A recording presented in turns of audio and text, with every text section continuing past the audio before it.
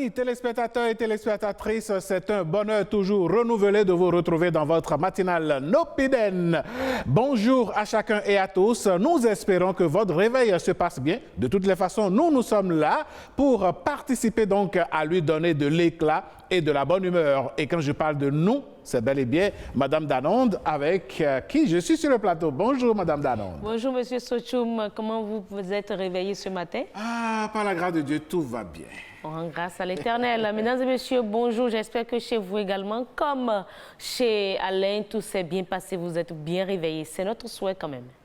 Et l'autre souhait, mesdames, messieurs, c'est justement de vous dérouler tous les compartiments de cette émission du début jusqu'à la fin. Et parlant de début, vous savez très bien que nous avons donc toujours le grand bonheur et l'immense plaisir de vous faire découvrir et redécouvrir les beaux coins de notre pays. Cela s'appelle les merveilles du Bénin et c'est tout de suite.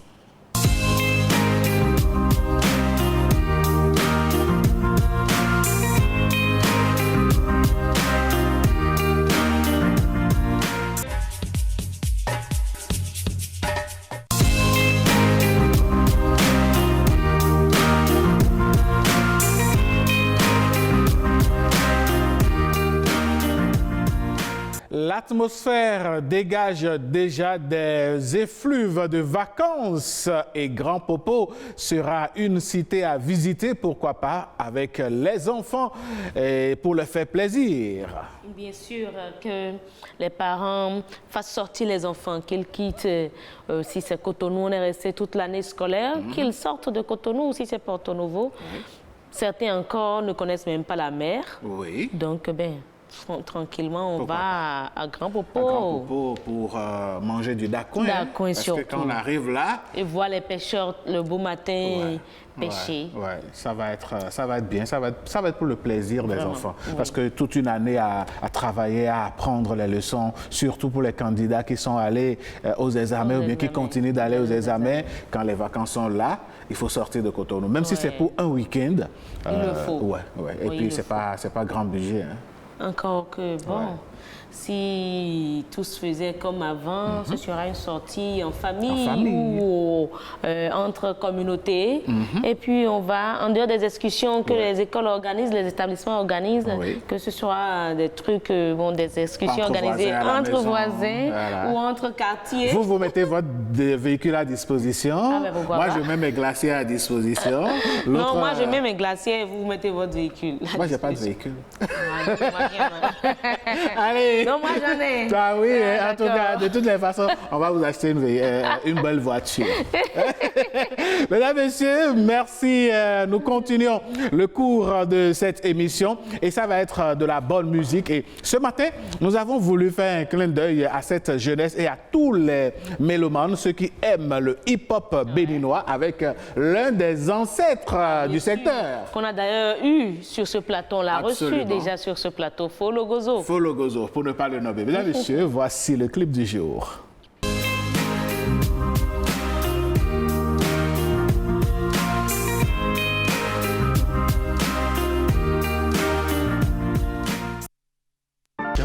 Adjara, Cité des Tambours. Cité des Tambours, Adjara, après Porto Novo et tout, pour un tournage là et tout ça.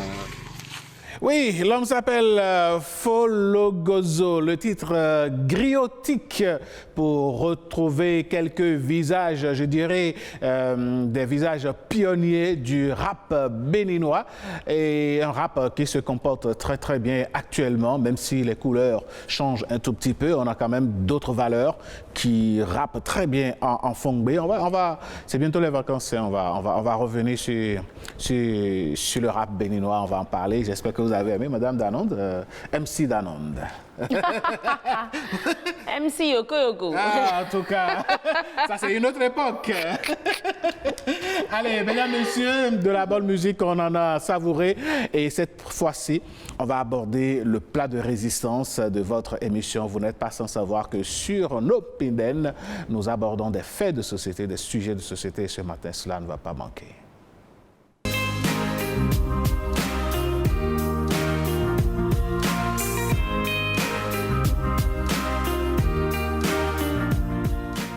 Il nous sera difficile, mesdames, messieurs, de nous passer des médias sociaux tellement ils sont rentrés dans nos habitudes quotidiennes. Seulement, à y voir de près, l'utilisation qui en est faite et les lois qui régissent l'éthique au Bénin nous font nous demander si ce n'est pas la voie royale pour aller en prison. Parce qu'avec tout ce qui se passe aujourd'hui, l'on est en droit de se poser la question et c'est de ça que nous allons discuter ce matin, Madame Danonde. Bien sûr, hein, qu'est-ce qui a changé dans l'utilisation ou dans l'exploitation des réseaux sociaux d'hier à aujourd'hui? On en parle avec le juriste Dr Marius Dosuyovo. Bonjour, merci d'être là ce matin. Bonjour, merci. Et à côté de lui ou en face de lui, nous avons Atman Bouba Mamadou. Il est historien des TIC. Bonjour, merci d'être là. Bonjour, madame la journaliste. C'est un plaisir de vous avoir. Et au téléphone, nous aurons Dr Eugène Alosoupo. Il est également spécialiste des TIC. Merci, Madame Danonde. Merci d'avoir planté le décor. Mesdames, Messieurs, vous l'avez compris. Alors, quand on parle de TIC, c'est vrai que tout de suite, on pense que c'est les nouvelles technologies, mais avant, on disait les NTIC. Aujourd'hui, on dit l'éthique. Vous, qui êtes historien d'éthique, c'est le titre que vous avez, historien d'éthique. Vous êtes blogueur également. Alors, Monsieur Mamadou, dites-nous, quelle différence on pourrait faire entre les NTIC et l'éthique? Alors déjà, il faut dire que NTIC et éthique, c'est pratiquement la même chose, sauf que déjà dans le contexte dans les années 2002, à partir des années 2000, je dirais même d'abord que nous avons abandonné la technologie NTIC au profit d'éthique. Tout simplement parce que la technologie qui sort aujourd'hui à Cotonou, prenons même le contexte actuel au Bénin, la technologie qui sort, qui pénètre en fait à Cotonou, avant qu'elle n'ait à Porto-Novo, elle est déjà obsolète à Cotonou. Avant qu'elle n'atteigne par la Coupe du Monde, elle est déjà obsolète. Donc c'est un peu ça le contexte. Une technologie qui sort dans un pays, elle est une nouvelle technologie, mais le temps d'arriver dans un autre pays, où elle sera la nouvelle technologie dans ce pays en question, elle devient obsolète de l'autre côté. Donc du coup, pour uniformiser en fait les technologies, l'appellation nouvelle technologie a été abandonnée tout simplement au profit des technologies d'information et de la communication. Tout simplement là, tout le monde reste sur le même pied d'égalité en quelque sorte. D'accord. Alors, Dr Marius Dosuyovo, nous allons parler beaucoup plus ce matin des réseaux sociaux, de l'utilisation des réseaux sociaux. C'est vrai que nous, dans notre tendre jeunesse, on n'avait pas les réseaux sociaux. Vous aussi, je suppose. Aujourd'hui, c'est, disons, ce qui court les rues et les jeunes se ruent justement sur les réseaux sociaux, exposent leur vie au risque même de transcender, sinon de transgresser les lois de la République. En tant que juriste, quelle lecture faites-vous de l'utilisation faite aujourd'hui des réseaux sociaux? Disons tout simplement que au niveau de l'utilisation, il faut noter effectivement beaucoup de transgressions. Mais ces transgressions sont surtout liées aux fonctionnalités de l'outil, c'est-à-dire des réseaux sociaux.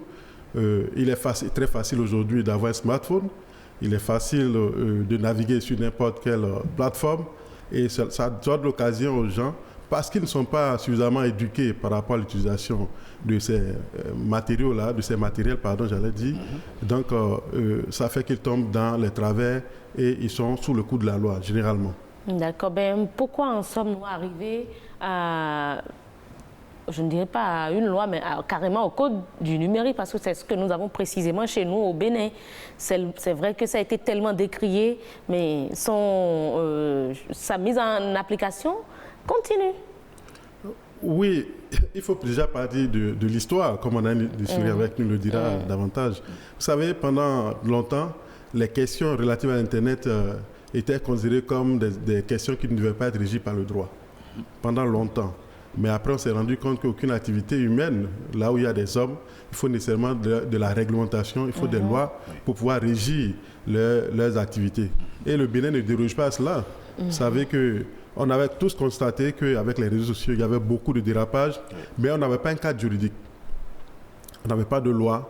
Donc, nécessairement, il fallait mettre en place une législation pour réguler, je vais dire, non, réglementer ces différents comportements sur les réseaux sociaux. D'accord. Avant de revenir à M. Mamadou, nous avons le docteur Eugène Alosoupo en ligne. Monsieur Alosoupo, bonjour. Bonjour à tous vos invités, bonjour aux Merci d'avoir accepté notre invitation. Alors, docteur Eugène Alosoukpo, quelle lecture faites-vous, vous qui êtes spécialiste d'éthique, de l'utilisation qui en est faite aujourd'hui? C'est difficile de parler d'appréciation parce que, vous savez, autant que nous sommes, nous n'avons pas reçu la même éducation.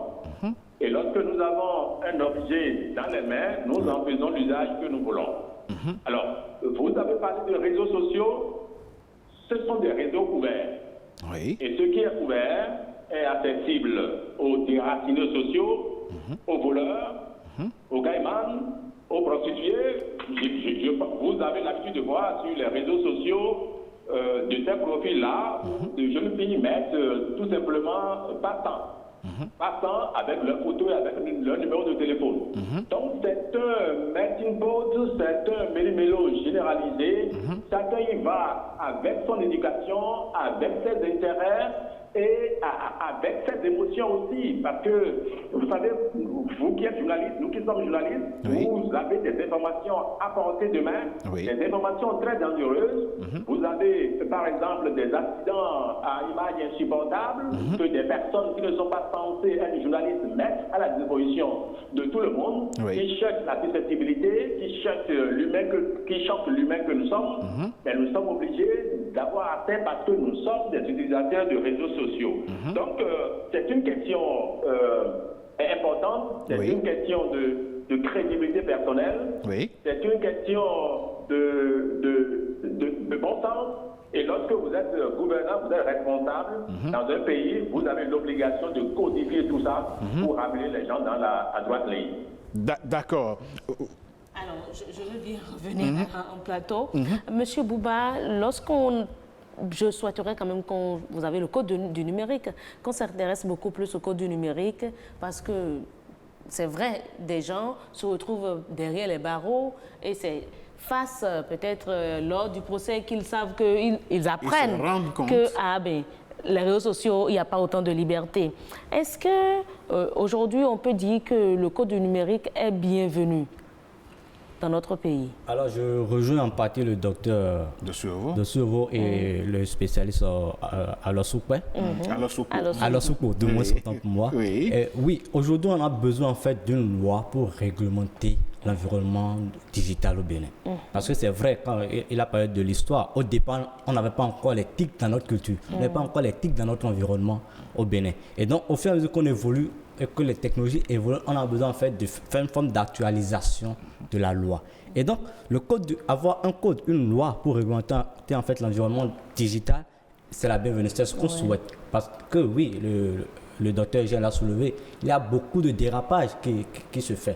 Les diffamations, les attaques, les affronts, les outrages et autres qui se font. Et il y a lieu en fait de trouver la loi, de sortir une loi pour régulariser tout cela. Et c'est ce qui est fait avec le code du numérique. Seulement que derrière, il y a certaines craintes qui sont là et qui se présentent parce qu'il y a en fait les craintes de restriction des libertés fondamentales, les craintes de répression, ainsi de suite, qui sont derrière. Et quand vous prenez le code du numérique, à partir du livre du chapitre 9e, l'article 550, je crois bien, alinéa 3, qui parle en fait de la diffusion des fake news, de la sanction qui sont derrière. Tout ça, en fait, ça crée une atmosphère en fait de défiance au niveau des citoyens, au niveau de l'Internet. Et donc, la crainte avec le code du numérique, avec la loi, c'est en fait qu'en voulant régler un problème donné, on se crée en fait d'autres problèmes derrière. Alors, Monsieur Mamadou, dites-nous, tout au départ de l'avènement des réseaux sociaux, on notait beaucoup de dérapages, comme l'a dit le docteur de Survaux tout à l'heure. Quelqu'un prend votre image, modifie, ou bien quelqu'un vous enregistre, envoie sur les réseaux sociaux, on vous colle des images, on vous colle des réputations qui ne sont pas les vôtres. Est-ce que vous pensez qu'avec l'avènement du code du numérique, la chose est ralentie? Oui, il faut le dire, la chose s'est ralentie. Mais l'autre chose derrière, c'est qu'il manque une forme de sensibilisation derrière. Une chose est de voter une loi, et l'autre est de sensibiliser, de vulgariser vraiment cette loi-là. Lorsqu'on ne vulgarise pas cette loi, vous avez donné des exemples tout à l'heure, Madame Heureuse a donné des exemples tout à l'heure. Lorsque la loi n'est pas vulgarisée, les situations sont en fait dans de l'ignorance. Et c'est quand ils se retrouvent devant des juridictions compétentes, devant la loi en fait, qu'ils se rendent compte que tiens, je n'aurais pas dû faire ci, je n'aurais pas dû faire ça. Et donc une chose est de voter, de promulguer une loi, et l'autre en fait est de la vulgariser, de sensibiliser vraiment les citoyens à ce qu'ils sortent de l'ignorance et qu'ils prennent conscience de ce qu'ils font désormais sur les réseaux sociaux. D'accord. Monsieur Dossiovo, est-ce qu'on peut avoir des articles clés dans notre code du numérique là, qui nous parlent précisément des réseaux sociaux? Parce que quand même le code c'est là, il va peut-être nous le montrer, c'est bien vaste. Le citoyen, même l'analphabète, ne peut quand même pas aller lire tout ça avant d'écrire quelque chose, un commentaire sur les réseaux sociaux. Oui, tout à fait. C'est très curieux déjà que dans le code du numérique, il y ait une seule disposition qui parle des réseaux sociaux. Une seule? C'est l'article 550. Je pense qu'il pourra confirmer tout à l'heure, qui parle des réseaux sociaux. Alors, qui dit que quiconque initie ou relaie des informations, de fausses informations, donc pourra répondre devant la juridiction. Ça me permet de rebondir un peu sur ce que mon vis-à-vis a dit tout à l'heure. Je ne dirais pas tout de suite que le code est répressif. Non, je ne pense pas. Je pense que lorsque vous allez dans l'espace public et que vous voulez publier des informations, il y a la notion de responsabilité. Lorsque vous êtes éditeur, vous devez répondre de ce que vous publiez. Peut-être que ce qu'on peut reprocher au code, comme il a dit, c'est son manque de popularisation, malgré que, tout le monde en parle, mais généralement, les gens n'ont jamais lu le code, ils en parlent, mais ils n'ont pas lu le code. Vous voyez, je pense que nous avons un très bon code, un bon code du numérique, parce que quand vous regardez les dispositions, vous allez voir, il y a des livres comme ça qui parlent des données à caractère personnel, des transactions électroniques, de la cryptologie, de bien de choses. Donc c'est suffisamment riche. Mais malheureusement, on se focalise, on fait un focus sur les questions relatives aux médias également, et puis les questions qui envoient en prison. Justement, en parlant de prison, puisque c'est le thème que nous abordons ce matin, on a l'impression que le citoyen qui relaie, on parle du relais, qui relaie une information arrive à son niveau. Le citoyen ne cherche pas à savoir si cette information est vérifiée ou pas. D'ailleurs, ce n'est pas son rôle puisqu'il n'en est pas spécialiste, il n'est pas journaliste.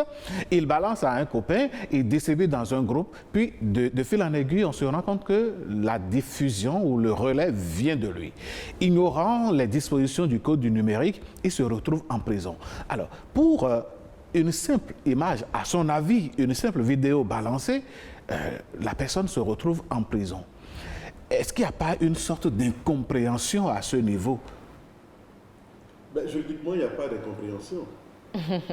Nul n'est censé ignorer la loi. Nul n'est censé ignorer la loi, vous l'avez dit. Mais si on n'est pas censé ignorer la loi et que la loi n'est pas vulgarisée, le citoyen, lui, fait quoi? Non, la loi n'a pas besoin d'être vulgarisée. Ce n'est pas une obligation du législateur.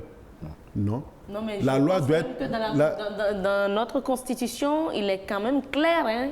Il est clair là-dessus. Même la Constitution doit être vulgarisée dans nos langues nationales. Je vous précise, nous sommes en droit là. Alors, ici, ce qu'on dit, après la promulgation, il y a la publication de la loi. C'est différent de la vulgarisation. La publication de la loi, on sait où ça se fait. Vous avez le journal officiel, vous avez les endroits où il faut le faire. Et on s'en tient à là. Maintenant, la structure qui est initiatrice de la loi a le devoir, et là je suis d'accord avec vous, a le devoir de pouvoir vulgariser, de populariser la loi pour que tout le monde puisse savoir ce que la loi contient. Mais ce n'est pas une obligation du législateur. Voilà ce que je voulais dire.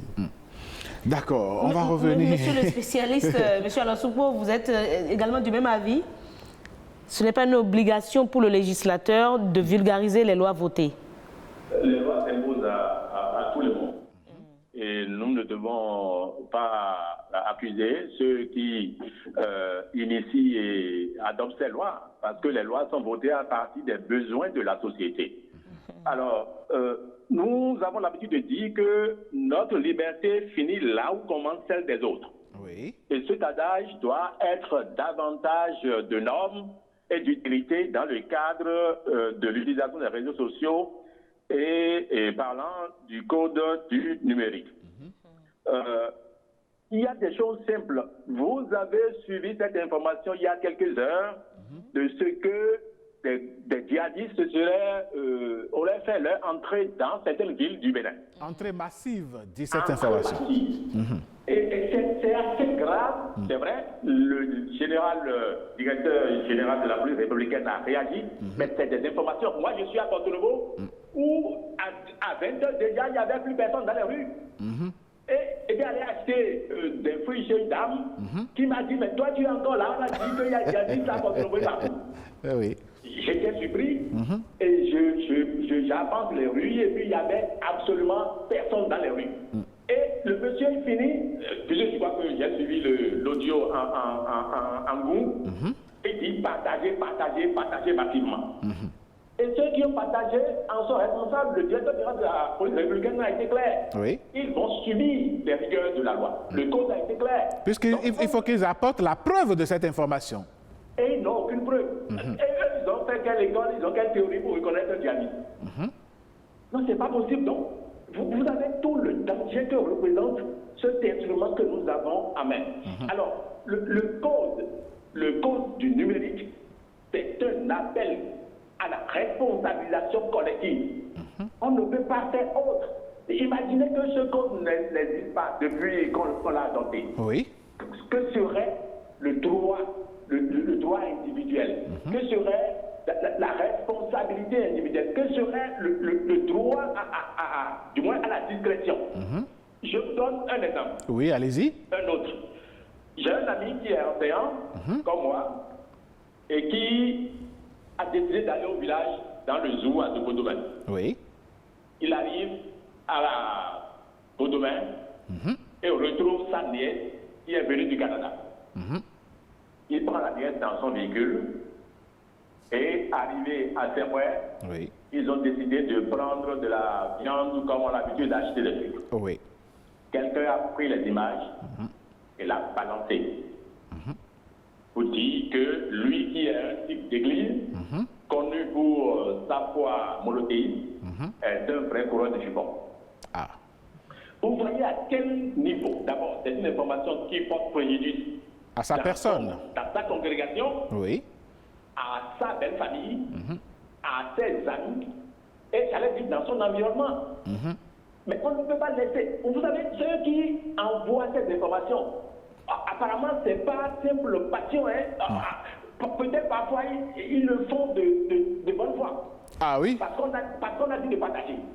Et partager devient une consigne, comme un ordre, comme une loi.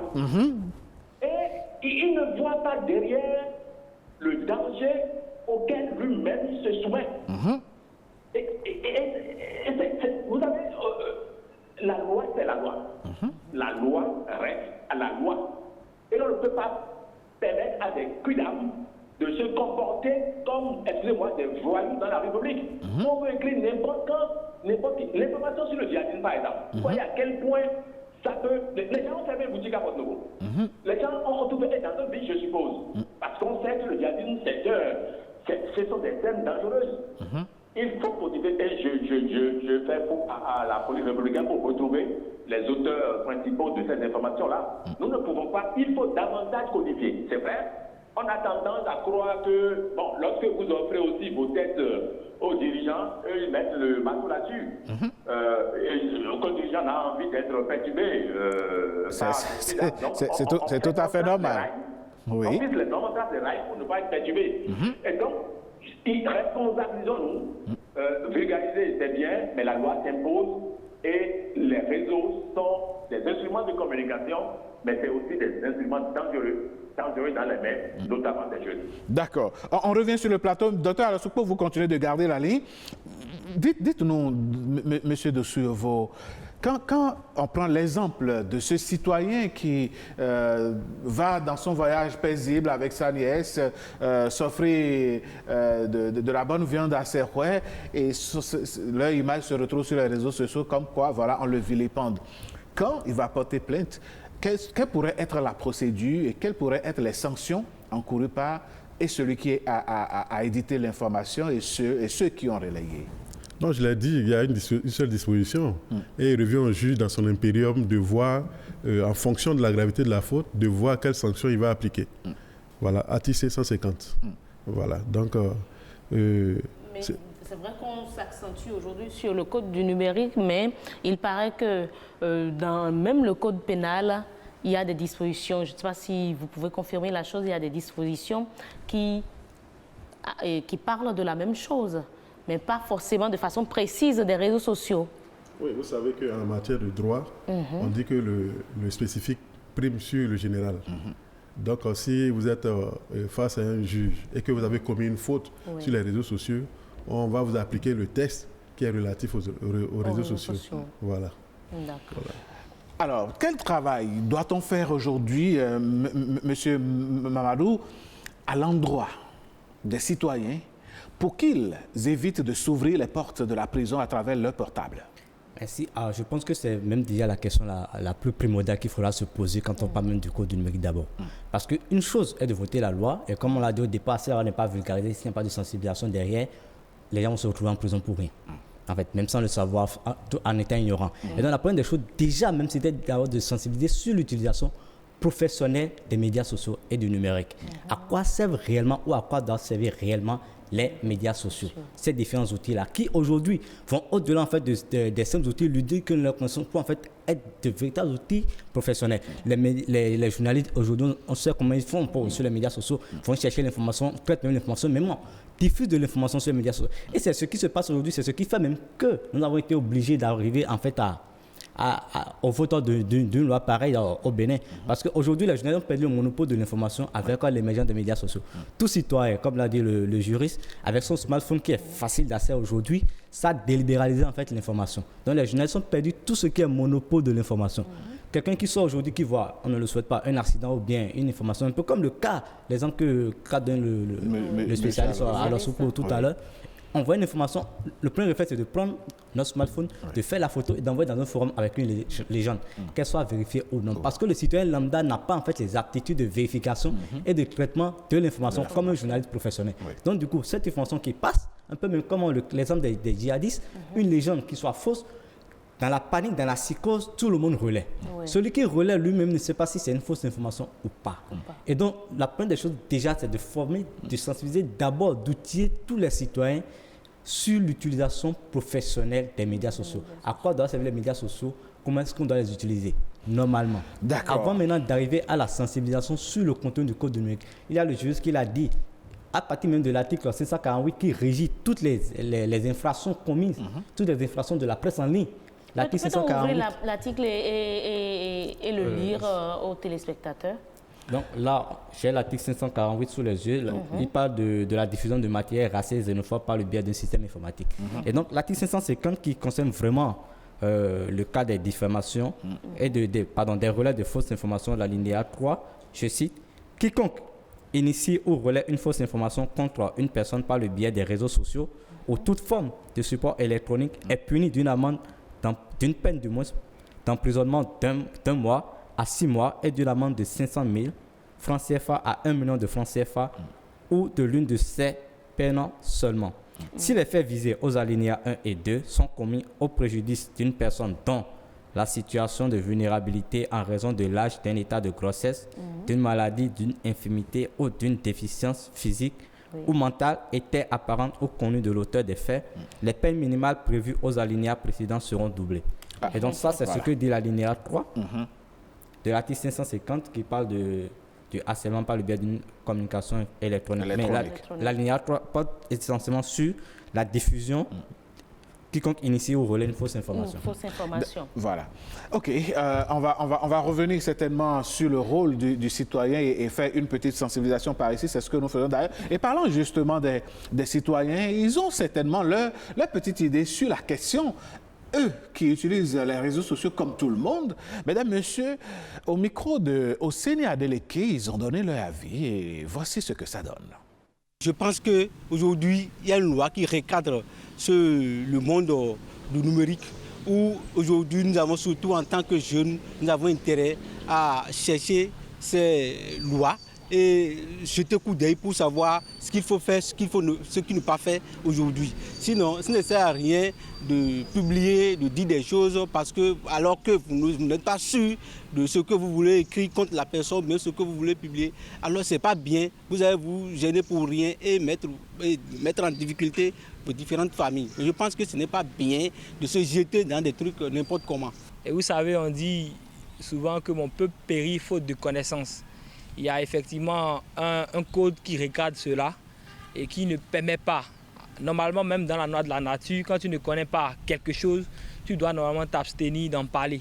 Et donc certaines prennent du plaisir, comme ils ont peut-être la connexion illimitée, de dire certaines choses sur des gens, ne connaissant pas qu'en réalité il y a un code qui regarde cela.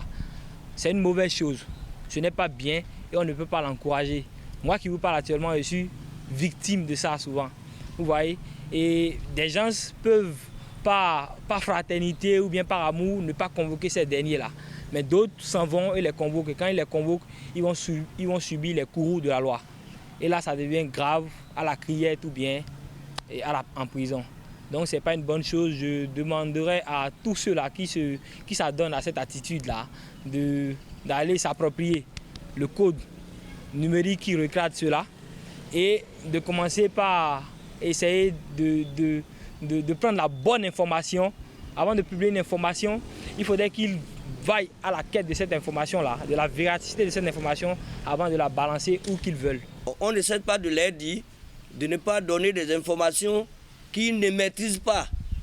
Donc, on ne cesse pas de leur dire ça. Mais ils ne veulent pas comprendre. Mais ceux qui ne veulent pas comprendre vont tomber sur la main de la loi et ils vont subir les conséquences. Nous assistons aujourd'hui à d'énormes dérapages par rapport aux informations et à beaucoup de déformations d'informations sur les réseaux sociaux. Si bien que je conseille à ces jeunes qui adorent diffamer les gens de se renseigner vraiment avant d'écrire. S'ils n'ont pas de preuves et s'ils écrivent de n'importe quoi sur les citoyens paisibles, ils seront sévèrement sanctionnés car la loi, notre pays est régi par des lois. La désinformation, c'est une mauvaise chose. Il faut s'informer. Il faut être sûr de ce que tu veux dire contre la personne. Sinon, si la personne porte plainte contre toi, ta vie est en danger. Et tu seras en prison sans rien. Tu seras en prison. Donc, il faut s'informer. Il faut surtout la vérité en toutes choses. Et si ils n'ont pas de preuves sur quelqu'un et ils se permettent d'écrire de n'importe quoi sur la personne, ils vont subir les rigueurs de la loi. La loi est rigoureuse, elle est peut-être dure, elle demeure la loi, dit-on. Vos impressions, Monsieur De Sauveau, par rapport aux avis des citoyens? Et vous voyez que les citoyens ont compris. Ils ont compris que diffamer, calomnier sur les réseaux sociaux, c'est dangereux. Alors, donc, je pense que nous sommes sur la bonne voie et il faut continuer. Il faut continuer la sensibilisation jusqu'à ce qu'on ait zéro diffamation sur les réseaux sociaux. Mais je voudrais embrayer sur un point qui a été dit, mais là, on est passé très rapidement. Oui. Ça concerne la question des journalistes. Parce que tout à l'heure, quand il parlait de l'article, je crois 548, oui, nous devons faire attention parce qu'en réalité, le code numérique n'a pas vocation à régir les journalistes, en principe. Et quand vous prenez l'article, je crois 558, qui dispose que lorsqu'on doit sanctionner un journaliste, on ne peut prononcer à son encontre une sanction qui soit supérieure à celle qui se trouve dans le code de l'information. Donc, le texte naturel applicable aux journalistes, c'est le Code de l'information et de la communication. Mais parce que, malheureusement, le législateur du Code de l'information et de la communication n'a pas véritablement prévu un régime juridique pour les infractions, je vais dire, cybernétiques. Donc, le législateur du Code du numérique a tenté de le faire. Mais l'a-t-il bien fait? Je ne sais pas. Parce que vous voyez qu'il y a beaucoup de remous. Et généralement, quand on parle même du Code du numérique, on parle plus des journalistes que des simples citoyens, véritablement. Justement, parce que c'est vrai que vous avez ouvert la brèche, autant s'engouffrer légèrement. D'où vient alors la latitude que se donne le juge d'envoyer un journaliste en prison en application du Code du numérique, contrairement au Code de l'information qui devrait être appliqué? Le juge, son rôle, c'est d'appliquer la loi. C'est dit dans le Code du numérique que le juge est compétent. Le juge est compétent, mais ça ne devait pas être. Je parle de ce qui doit être. Vous voyez? Mais dans le Code du numérique, le juge est bien compétent pour appliquer certaines dispositions. Parce que quand vous lisez bien, il y a même un chapitre qui parle des contenus abusifs de la presse en ligne. Alors quand il y a cette disposition, vous ne pouvez pas dire que le juge n'est pas compétent. Il est compétent. Maintenant, en matière de sanctions, il ne peut pas dépasser les sanctions qui sont prévues dans le Code de l'information. Voilà. D'accord. De toute façon, ça, c'est un autre débat qu'on fera. Bouba, vous avez également suivi les citoyens?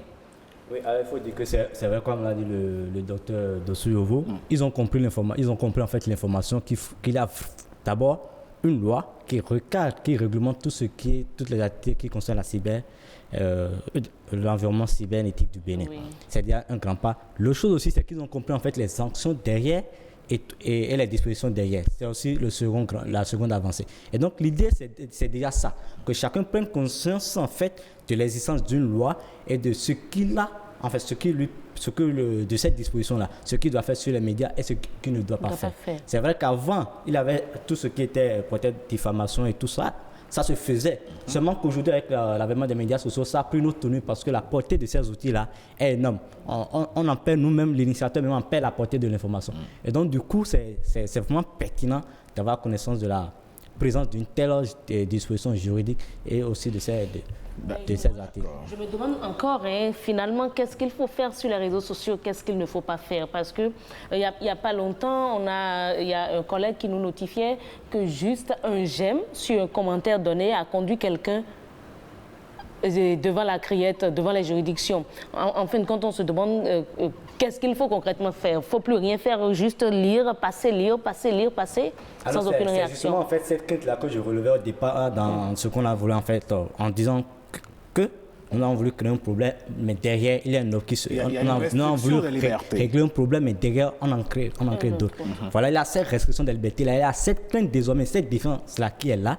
On a même peur de relayer l'information. Même quand c'est un organe de presse qui partage l'information, qui relaie l'information, on a peur de la partager parce qu'on se dit, demain, on peut dire en fait que j'ai relais de la fausse information. L'actualité nous renseigne qu'il y a un citoyen qui est dans les mailles de la justice actuellement pour avoir relayé un article de presse.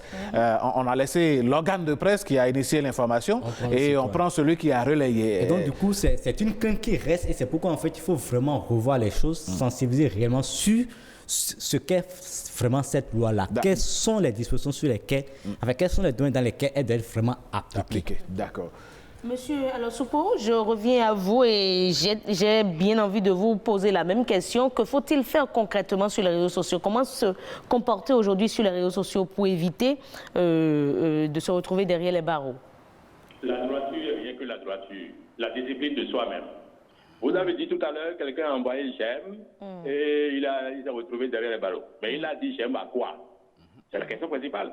Si on dit demain, on va voler les véhicules de l'ONTB et que vous mettez j'aime, eh bien, vous irez en prison.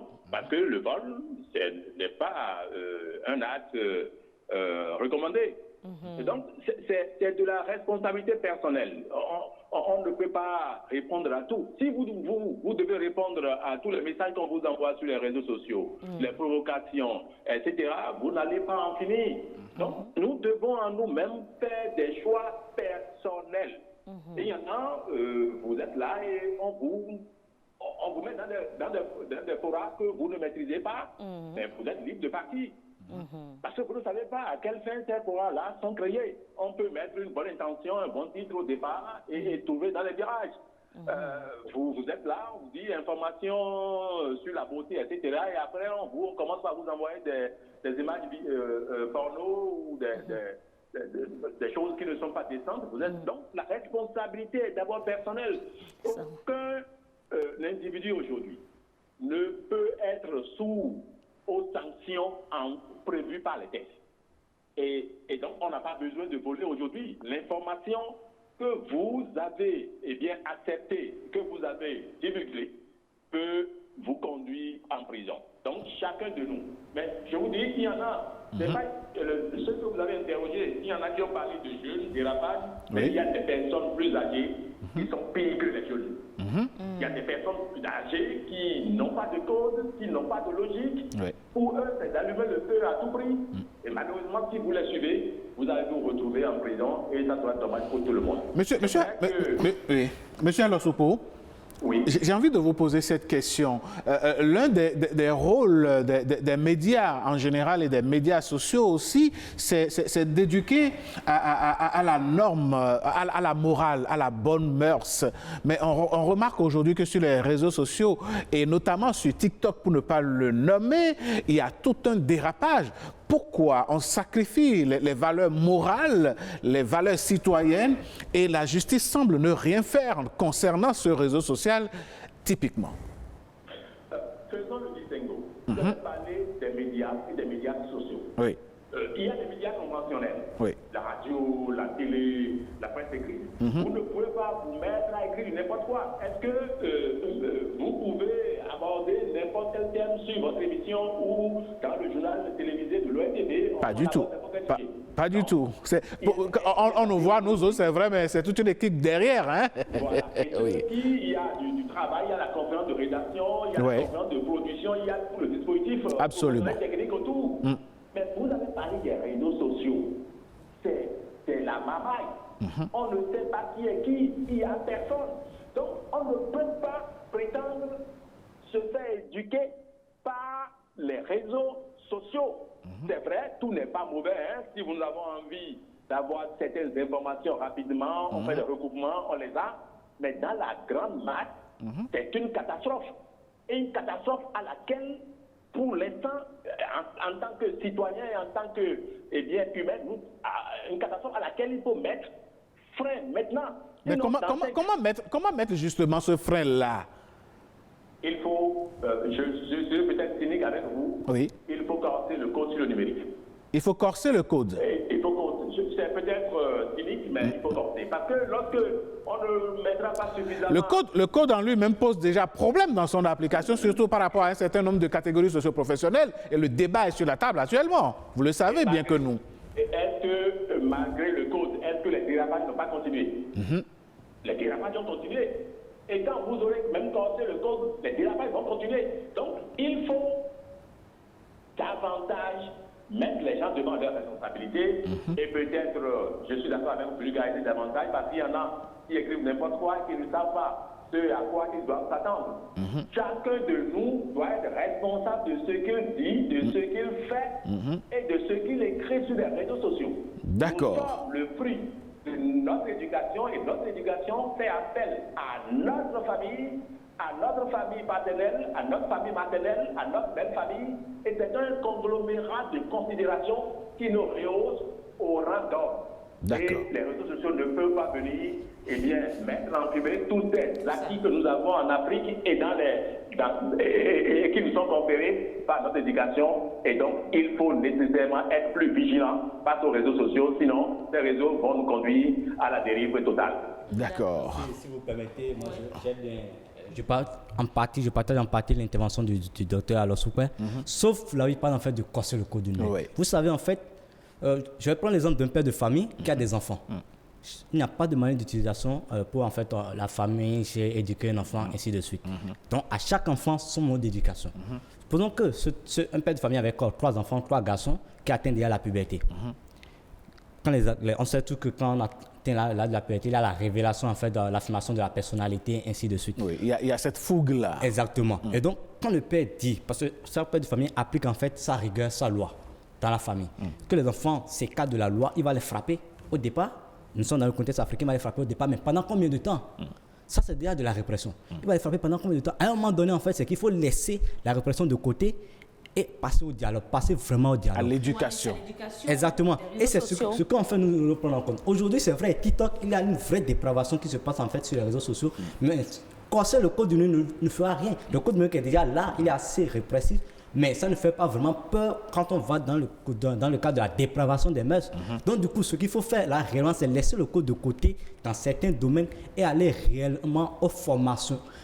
En fait, intégrer même si possible l'utilisation professionnelle des médias sociaux dans le système éducatif. Il y a des organisations de jeunes qui le font et qui font même à leurs frais, avec leurs propres moyens, qui font le tour du Bénin, rencontrer des jeunes et leur montrer en fait comment est-ce qu'on peut utiliser les médias sociaux. Aujourd'hui, beaucoup ignorent que demain, ce qui pose sur les réseaux sociaux aujourd'hui, peut les rattraper demain sur le plan professionnel. Et donc, c'est beaucoup plus ce sur quoi il faut les sensibiliser parce qu'ils ignorent. Donc, même la loi, à force même d'envoyer combien de personnes allons envoyer devant les juridictions, combien de jeunes allons envoyer en prison. On risque de ne même plus avoir de ressources parce que ce n'est pas qu'ils sont vraiment coupables, mais ils sont ignorants de la loi. Et donc, à un moment donné, c'est qu'il faut laisser la chicotte de côté, les rencontrer, leur montrer réellement ce qu'ils peuvent le faire. Il y en a, quand vous leur montrez, en fait, tiens, voici les risques que tu as en cours. Sur le plan en fait de la protection des données à caractère personnel, se dire ah bon mais je ne savais pas. Donc finalement c'est l'ignorance. C'est l'ignorance en fait. Et donc on ne va pas vraiment sanctionner sur l'ignorance. Il faut en fait lever le voile. Sensibiliser, former et éduquer. Et donc parce que le code de l'Union ne réglera pas vraiment le problème. On risque toujours de se créer d'autres problèmes derrière comme je le disais. D'accord. Et je veux bien quand même revenir à monsieur. Alors sur ce point, je veux bien vous demander le code du numérique aussi volumineux que cela puisse être. Quand un citoyen va vous demander, un citoyen lambda, on ne parle pas des professionnels, mais qu'est-ce que je vais pouvoir lire, qu'est-ce que je vais pouvoir retenir au niveau dans ce code-là pour éviter de me retrouver derrière les barreaux? Quels sont les articles de façon précise que vous allez pouvoir lui demander d'aller lire? Non, c'est assez simple, madame. Lorsque vous êtes... Tout le monde est appelé à utiliser les réseaux sociaux. Mais lorsque vous envoyez, je lui dirais tout simplement que lorsque vous envoyez un petit message, même un petit OK à quelqu'un sur des sujets dangereux, les portes de la prison vous sont ouvertes. Et donc, chacun de nous doit faire attention. C'est pas parce que le code... Il y a des pays dans lesquels il y a des codes qui sont plus sévères. Nous n'en sommes pas encore là. C'est vrai, lorsque vous êtes un pays de liberté et que le code survient, le code du numérique, cela s'entend, vous avez quelques frissons. Mais on constate que l'éducation dans nos familles prend un coup et de plus en plus, les gens n'ont plus la tête à la morale. C'est qui est dangereux dans une société. Et il faut les limiter. Je suis d'accord avec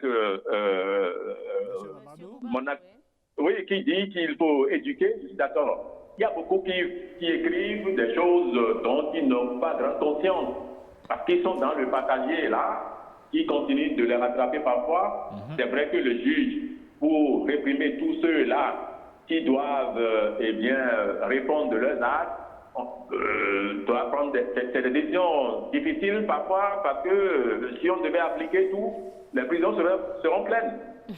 Mais la responsabilisation, le code du numérique, c'est difficile, mais ça vient tracer les rails de la vie morale, du respect de l'autre surtout, le respect de l'autre.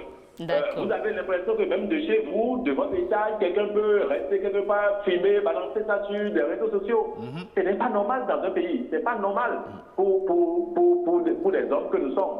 Donc, vulgariser davantage, mais responsabiliser les gens et parler suffisamment pour que les gens comprennent de plus en plus. L'État peut prendre par exemple la décision de vulgariser sur 3 à 4 mois le code numérique dans les écoles, dans les universités, puisque ce sont les centres qui regardent de jeunes et généralement, en plus de quelques personnes âgées qui sont des spécialistes de dérive, ce sont généralement des jeunes qui sont dans cette dérive-là. C'est un travail de longue haleine, mais nous n'allons pas laisser les réseaux sociaux, les utilisateurs de réseaux sociaux tuer nos passions, tuer notre morale étudier nos ambitions pour le futur. Merci beaucoup. On vous aura compris, docteur Eugène Alosopo, et ça va être la descente déjà de ce débat. Docteur Dosuovo, si vous devriez donner des conseils, attirer l'attention, mettre la puce à l'oreille à des millions de personnes qui nous suivent ce matin dans l'utilisation des réseaux sociaux, qu'est-ce que vous avez envie de leur dire? Je vais dire d'abord que la peur du gendarme, c'est le commencement de la sagesse. Donc, il faut nécessairement faire un dosage, un savant dosage entre la responsabilisation, c'est-à-dire qui appelle les sanctions, mais également ce qu'on appelle l'éducation aux médias et l'information, à travers l'élaboration de curricula de formation. Et comme il a dit, aller vulgariser ce texte-là dans les universités, dans les écoles, pour que les jeunes, puisqu'ils sont les plus nombreux, soient véritablement informés de ce que cela implique lorsque on commet des dérapages, lorsqu'on diffame, lorsqu'on calomnie, qu'on peut être sanctionné, qu'on peut perdre sa liberté surtout.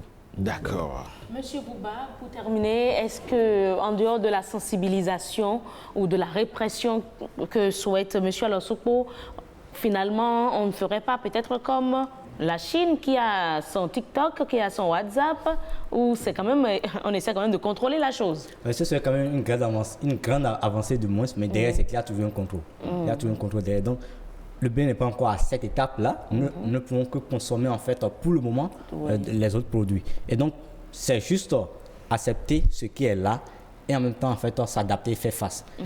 Il y a l'utilisation qui est là. Les parents sont souvent au boulot et laissent les enfants avec leur smartphone et tout. Donc, les enfants sont déjà livrés à eux-mêmes. Et donc, là, c'est de pouvoir, en fait, sensibiliser déjà les parents, sensibiliser les enfants, les éduquer réellement sur cette utilisation, ces différents outils-là pour, en fait, leur éviter les différentes dépravations. Et aussi, les jeunes ne sont pas, le citoyen lambda n'est pas journaliste, il n'est pas en fait professionnel de l'information. Il faut en fait que chaque citoyen puisse vraiment l'admettre et l'accepter. Exactement. Laisser en fait le monopole de l'information aux journalistes. Et le simple citoyen lambda est juste consommateur de l'information. Et dans ce cas, en fait, ça leur permettra en fait ça leur évitera les pièges des fake news, de la fausse information. Et oui, merci beaucoup. Mesdames, Messieurs, vous l'aurez compris, ce matin, nous parlions donc de l'utilisation des réseaux sociaux. Dès que vous avez votre téléphone, votre smartphone en main, vous êtes responsable de ce que vous publiez, vous êtes responsable de ce que vous partagez. Si quelqu'un à des milliers de kilomètres vous donne l'ordre de partager et que vous partagez, c'est sûr qu'il ne fera pas la prison avec vous, car la loi, elle est là, elle veille au grain. Et si nous avons, comme on le dit vulgairement en fond, si nous avons de l'argent à vous prêter ce matin, c'est de faire très attention à ce que vous publiez et surtout à ce que vous relayez. Loin de semer la peur dans nos cœurs, nous appelons tout simplement à la responsabilité. Nous, on marque une pause et on vous retrouve. Bienvenue au Bénin. Paysage verdoyant, relief multiforme, faune et parc naturel, plages ensoleillées, cité balnéaire ultra moderne, rythme au corps, rite au cœur, vestiges et reliques d'une histoire séculaire, brave peuple, biens et personnes sécurisées. Le Bénin, terre de culture et de riches traditions, ORTB se rapproche encore plus de vous. La nouvelle application mobile de l'ORTB, avec plus de dynamique, plus de design, plus de couleurs, plus de facilité. Vos chaînes de radio, votre télévision nationale et BB24 en direct, c'est sur Play Store. ORTB Mobile, toujours plus proche de vous. Us et coutumes prend le pouvoir et nous allons donc visiter nos cultures et ça va être tout de suite.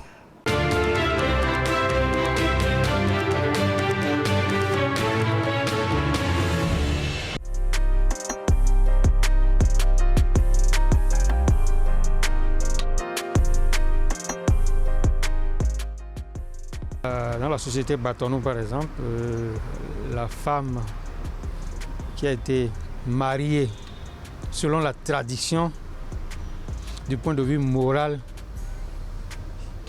elle ne doit pas appeler le nom de son mari en public. Les frères de son mari, les sœurs de son mari, la femme mariée ne doit pas appeler le nom de ça, par pudeur. Elle ne doit pas montrer à la communauté que c'est son mari.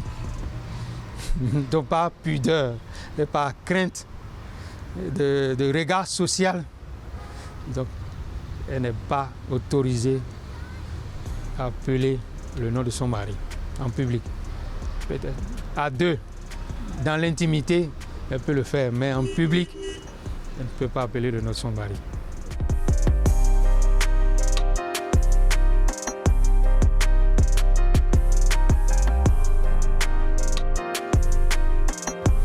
La femme, dans un milieu bâtonnou, ne doit pas appeler son fils aîné par son prénom. Figurez-vous que dans la société bâtonnou, l'enfant n'appartient pas seulement à ses parents biologiques. L'enfant appartient à la communauté. De ce point de vue, la mère ne doit pas montrer à la communauté, aux autres, que c'est son fils, que c'est sa propriété, que c'est son fils biologique. À partir du moment où l'enfant ne lui appartient pas seul, il y a ce sentiment de gêne, de pudeur, de vouloir appeler son fils aîné par son prénom.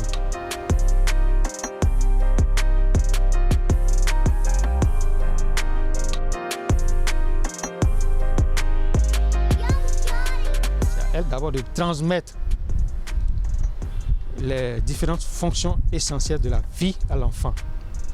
À savoir, c'est la mère qui apprend à l'enfant de se tenir dans la société. C'est la mère qui apprend d'abord les premiers mots. Le rôle de pouvoir transmettre les valeurs culturelles et cultuelles de la société, de la lignée dans laquelle elle vit. Ce rôle premier lui incombe. C'est d'abord de transmettre d'abord le savoir-être, le savoir-vivre, le savoir se tenir. C'est la mère qui le fait d'abord. Et en plus de ça, il y a d'abord ce rôle de soutien de l'homme dans la famille.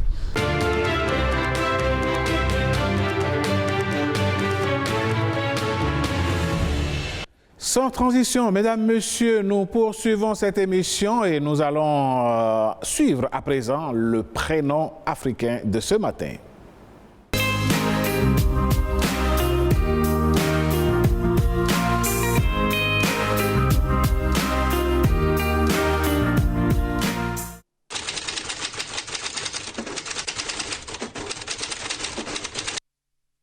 Le prénom Nkwe, par exemple, signifie juste le 5e garçon. Alors, cela n'a vraiment aucune signification outre que le rang que le garçon porte. Il est vraiment difficile de rentrer dans un village et de dire « je veux voir Nkwe » et de le retrouver. Ou de rentrer dans un village et de dire « je veux voir Ncha ou Mpo » et le retrouver. Parce que vous avez 10 000 Nkwe, 10 000 Mpo. Puisqu'il y a beaucoup de premiers garçons, il y a beaucoup de deuxièmes garçons, il y a beaucoup de premières filles encore. Donc, vous ne pouvez pas dire Mpo ou bien Nko et les retrouver forcément. Donc, c'est bien que dans la communauté, celui qui portera Nkwe, on va nécessairement attribuer un autre prénom qui va permettre donc de l'identifier.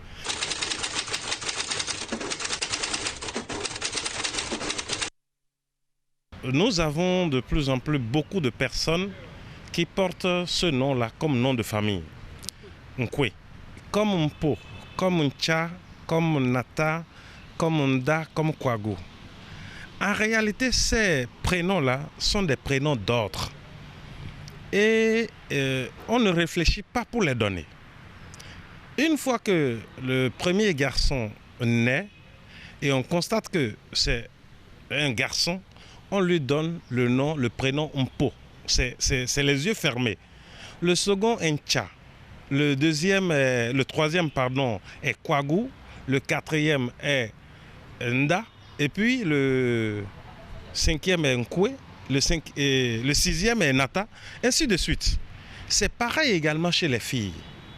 Les filles, par exemple, la première est Nko, la deuxième Tena, ainsi de suite.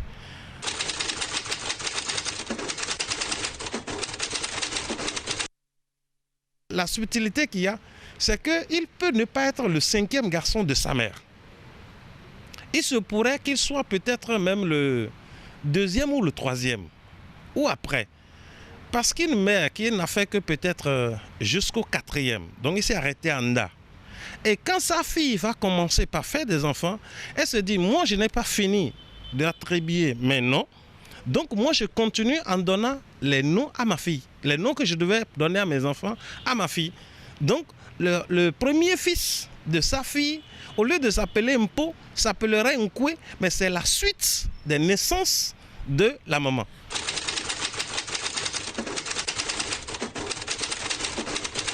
Vous pouvez entendre Nkwe comme Nkwei. C'est juste une variante dialectique. Ça veut dire, si vous êtes dans la plaine de Bukombe, ce sont les Beta-Maribé qui sont là-bas, et ils vont dire Nkwe. Mais quand vous êtes sur le plateau, dans la commune de Natitengu, le plateau de la Takora, dans la commune de Natitengu, Tukuntuna, vous entendrez Nkwe. Donc là, il y aura un ni qui va s'ajouter. Mais c'est toujours le même nom. Il ne change pas. C'est le même nom, c'est le même rang.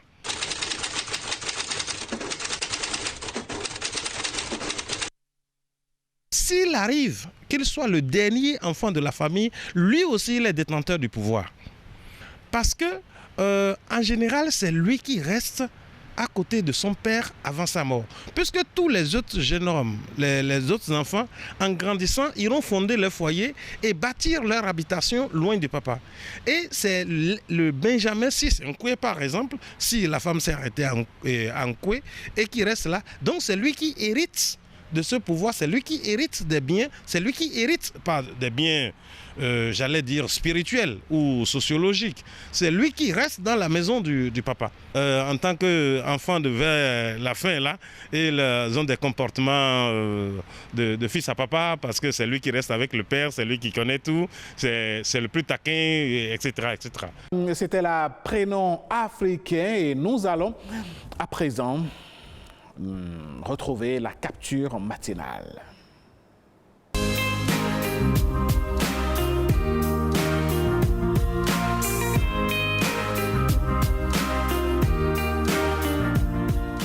Eh oui, mesdames, messieurs, quelle capture va captiver notre attention ce matin? On va découvrir. Et voilà. Et voilà la capture matinale. Routière. On durcit le temps avec les récidivistes. Ceux qui conduisent mal, là. On dit, et voilà, on a le gars qui dit, c'est la 3e fois avec vous. Que je vous attrape. C'est la 3e fois que je vous attrape. Vous avez trouvé avec vous là-haut. Là, avec les lunettes là. De loin, ça fait difficile. Hein? C'est la 3e fois que je vous attrape. Et le monsieur de répondre, c'est que je ne... Il dit quoi? C'est que je ne roule pas assez vite alors. Non, mais ça, il se moque de... Il se moque de... Non, mais attendez, il se moque du gendarme, là. Parce qu'apparemment, c'est le gendarme qui l'arrête. C'est la première fois. Mais au fond, est-ce qu'il a tort? Non, mais il n'est pas sérieux. C'est que, alors là... Donc, je ne sais pas si vous comprenez un peu. Il y a des usagers. Vous ne comprenez pas là. Vous voyez l'allusion qu'il fait. Il dit, mais si lui... Il a eu le temps de l'arrêter une troisième fois, c'est qu'il ne roule pas vraiment vite. Or, tout suppose que il a enfreint. Pas encore assez vite. Pas encore assez vite. Ça veut dire qu'il faisait donc de la vitesse. Certainement dans un secteur où la vitesse est limitée. Et là, il dit, mais bon, là, si vous m'arrêtez pour la première fois, c'est que je ne roule pas encore assez vite. Il va devoir filer davantage. Je crois que là, avec cette image, s'il est dans un système de retrait de points sur les permis, bientôt, il n'aura plus de permis de conduire. Mais sans blague, quoi. En tout cas, j'imagine un peu la réaction du gendarme et du policier. Non, mais il se fout de lui quand même. Hein. Il se fout de lui à la fin. Non, mais quand même. Je pense qu'on doit pouvoir féliciter les agents de la police républicaine. Hein. Parfois, ils sont très patients. Ils sont vraiment patients. Ils sont surtout avec les citoyens. Et il y a des citoyens qui font de ce témoignage-là. N'est-ce pas? Bien sûr, au débat. Les récidivistes. Le policier, même, il en rit et puis il dit, vas-y, quoi. Parce que s'il doit lui appliquer la rigueur de la loi... Non, mais franchement, quoi. Non, franchement, ce matin, on va dire un grand merci et beaucoup de courage à tous les forces de sécurité. À toutes les composantes, je vais dire, des forces de défense et de sécurité, et principalement à nos amis de la police républicaine. Vous faites un travail formidable. On demande simplement que vous ayez encore plus de courage et certainement les moyens vont suivre davantage. Et à tous ces citoyens-là qui estiment qu'il faut emmerder les agents des forces de sécurité, non, ce n'est pas bien. Ils sont dans leur rôle. Ils sont dans leur rôle. Ils sont dans leur rôle. Il faut les respecter, il faut les considérer. Et quand vous faites trop le malin, ils vont taper du poing sur la table. Bien sûr. Ah oui, ça c'est clair. Allez, de toutes les façons, l'excès de vitesse n'est pas une bonne chose. Pas du tout. Que ce soit sur la grande route, je vais dire, sur les routes inter-États ou bien en agglomération, il faut respecter le code de la route. De la route. Vous avez beau être pressé, si vous quittez votre maison très tôt et que vous calculez bien la durée que vous devez mettre pour aller à destination, vous n'allez pas faire de l'excès de vitesse. Encore que en roulant à vive allure, rien ne vous assure que vous irez à votre destination sain et sauf. C'est vrai. Et donc, qui va lentement est sûr d'atteindre sa bonne destination. Et oui, et parlant de destination, nous allons l'atteindre dans quelques minutes, mais avant, ça va être la page du business. On va vous donner des idées d'entrepreneuriat, ce qu'il faut pour gagner quelques CFA en plus de ce que vous avez déjà, pourquoi pas. Et Madame Danone va se faire le plaisir juste après ceci.